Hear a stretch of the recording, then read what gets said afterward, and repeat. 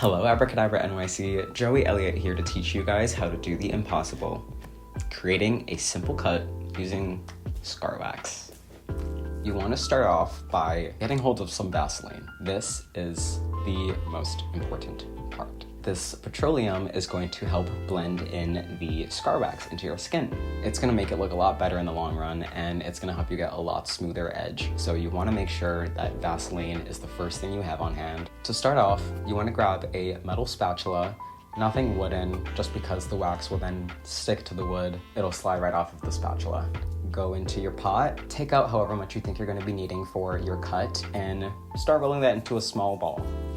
Put some Vaseline on your fingers and then continue to roll it out. It'll help it be a lot smoother.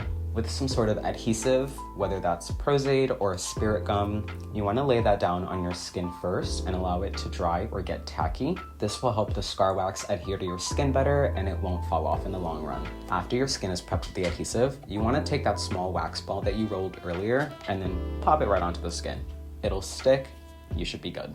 With some more Vaseline on your fingers, you want to continue blending out those outer edges and making it as smooth as possible, almost seamless, so you can't really tell the difference between where your skin starts and where the scar wax begins. As you're forming it into this oblong shape, you want to continue making it as thin as possible in the center, just so that with the same metal spatula, you can then carve out an indent in the center, making that the entrance of your wound. Once you've completely sculpted your cut, you're going to seal that with a layer of liquid latex. You want to make sure that you apply this liquid latex, or else the integrity of your scar wax is kind of ruined if you're just going to be going about your day. After that, you just want to paint around it the same way you would any other cut, starting super red in the center, a bit darker than usual, and then going around the perimeters with a darker complexion color just to resemble some shadowing. Then, towards the center of the cut, between the complexion color and the red, you want to add a lighter complexion color, adding some highlights.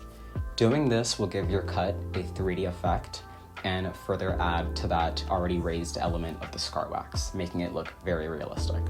Not mandatory, but if you want to gore it up, add some blood in the center, and you're good to go. For Abracadabra NYC, this was Joey Elliott reminding you to keep your elbows off of the dinner table. See you next time.